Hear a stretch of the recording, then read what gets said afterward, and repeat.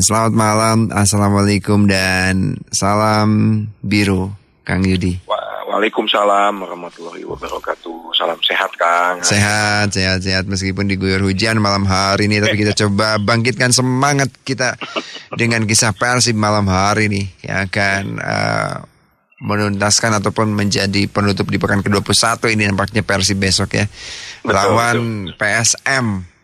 Nah, bagaimana pertemuan Persib PSM ini, Kang Yudi?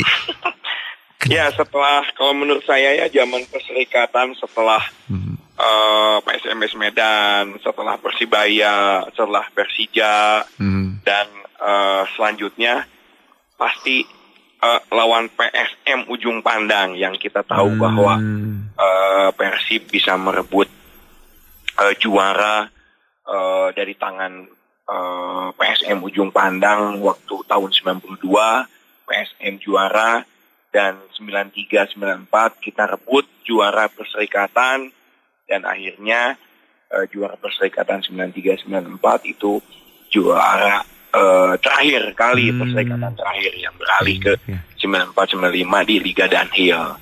Sangat menarik kalau menurut saya, apalagi PSM Ujung Pandang kemarin kan juara ya, tahun kemarin kalau nggak salah ya. Kemudian juga di putaran pertama juga kita kalah kalau nggak salah. Ya, kita kalah di Ujung Pandang. Kemudian juga trennya saat ini PSM sedang tidak bagus sejak ditinggalkan oleh siapa? Pluim gitu kan. Tetapi dia terus berbenah. Ya, Tavares, pelatih PSM Ujung Pandang, berbenah untuk bisa lebih baik lagi gitu, merangkak lagi, karena sisa pertandingan di putaran kedua ini kita tahu sendiri perjalanannya masih panjang gitu. Nah, patut ditonton dan pasti akan menarik kalau menurut saya besok. Persib lawan PSM Ujung Pandang, Kang Arya. Betul. Begitu. Selepas di era Perserikatan dulu saya bertemu, bahkan dari catatan 14 kali pertemuan ternyata PSM punya catatan lebih baik ya. Lebih baik ya, lebih baik ya. Betul. Karena mungkin sebelum-sebelumnya juga kan di sana ada Pluim, ada siapa Ezra Walian kan di sana dulu ya. Prestasinya selalu ngambil pemain-pemain asing yang berkualitas dan sangat bagus kalau menurut saya gitu. Itu ya. Satu keberanian dari PSM dari dulu yaitu berani membeli pemain berkelas ya. Iya. Setelah itu pasti ada di Persib begitu ya. Beberapa di antaranya memang seperti itu ketika ada di PSM, kemudian itu ada di Persib begitu ya. Ya, selalu begitu kan.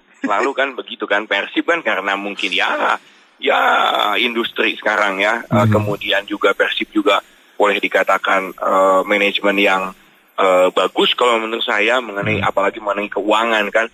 Salah satunya mungkin ya Pluim dia pergi meninggalkan PSM Ujung Pandang karena sesuatu masalah gaji mungkin. Ya, dia pergi, dia merasa tidak nyaman, salah satunya itu. Dan Persib selalu memberikan yang terbaik, masalah gaji dan lain sebagainya, sehingga pemain-pemain yang sudah berprestasi di klub-klub yang lain juga pasti berlabuhnya di Persib gitu kan. Contohnya kan Ciro Alves, Persikabo, kemudian Persija, Maklok gitu kan. Kemudian Victor Igbonevo di mana-mana kan, hijrah. Semua pemain-pemain yang bagus hijrahnya ke Persib kan gitu. Pada akhirnya ke Persib meskipun setelah itu kembali lagi kemana gitu ya. Kemana gitu kan, yang kalau sudah habis kemana gitu kan ya. Begitu, itulah ya. Selalu jadi seksi. Nah, kalau dalam pertemuan besok, karena ini tentu kedua tim juga sama-sama punya keinginan, apalagi Persib ingin tetap bertahan.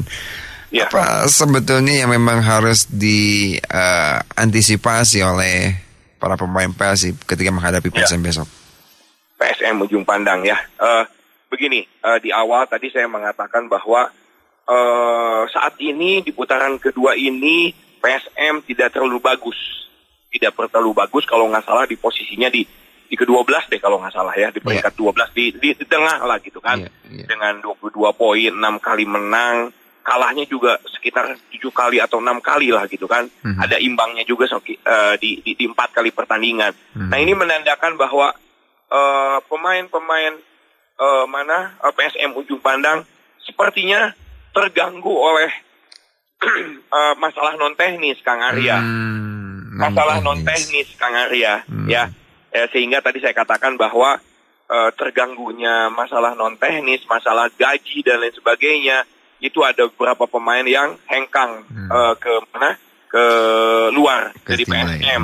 Salah satunya Pluim yang memang jadi kunci PSM di lapangan tengah terutama, kuncinya ada di situ ya. Nah, melihat itu pelatih PSM Tavares terus berbenah mungkin dari kejadian atau problema di PSM Ujung Pandang untuk bisa membangkitkan kembali. Itu yang harus diwaspadai karena ada pemain-pemain baru kalau menurut saya. Ya, ada pemain-pemain baru. PSM Ujung Pandang memanfaatkan peluang pembukaan transfer pemain ya. Kemarin tanggal 28 itu kan ada beberapa pemain-pemain yang baru yang tentunya pasti harus diwaspadai, Kang, di situ. Ya, ada pemain Brazil kalau nggak salah, siapa tuh, Paulo begitulah gitu kan namanya kan, si Paulo kalau nggak salah kan di situ. Kemudian pemain-pemain yang baru juga itu kelihatannya tidak ini, Kang, tidak selalu bagus. Tadi dikatakan oleh Kang Arya itu selalu bagus gitu kan. PSM Ujung Pandang itu merekrut pemain asingnya di situ gitu kan. Nah, ini yang perlu diwaspadai, kebangkitan PSM Ujung Pandang dari prestasi yang sekarang di papan tengah. Tadinya kan di atas kan, sekarang di papan tengah. Tentunya saya selalu berkali-kali bilang bahwa apapun yang terjadi di dalam klub, kemudian problema, tetapi pada saat lawan Persib itu selalu semangatnya luar biasa ingin mengalahkan Persib. Itu yang perlu diwaspadai gitu kan. Nah, Persib sendiri sekarang problemanya adalah kita tahu sendiri bahwa sektor di kanan, kita tahu ya semuanya ya, sektor di kanan yang ditinggalkan oleh Putu Gede tidak ada penggantinya. Gitu kan ya? Iya, betul. Tidak ada penggantinya. Malah yang menjadi catatan saya bahwa ada semacam, ya mungkin bobotoh juga, mungkin juga penggemar Persib juga ya, kaget dengan, loh kenapa yang kosong itu, yang perlu itu adalah di sektor kanan, di bek kanan. Tetapi malah merekrut penjaga gawang kan, gitu kan. Itu yang menjadi pertanyaan, tentunya pasti menjadi pertanyaan bobotoh, menjadi pertanyaan semua, termasuk saya juga. Yang paling utama adalah bagaimana mengisi kekosongan pemain yang ditinggalkan oleh Putu Gede gitu kan. Yang akhirnya juga sekarang kan hand kembali lagi ke Persib di situ gitu kan. Nah, tetapi kalau menurut saya bahwa pemain asing ya seyogianya bisa dimanfaatkan selain kiper kalau menurut saya gitu. Ya tentunya juga Teja tidak terlalu buruk kalau menurut saya gitu kan, tidak terlalu buruk, dan bahkan di putaran akhir pertama dan awal-awal di sini, putaran kedua cukup bagus sih kalau menurut saya gitu kan, cukup bagus, masih cukup bisa dikatakan bahwa penjaga gawang masih solid lah gitu ya kan, masih solid gitu kan di situ gitu. Oke. Itu Kang. Ya.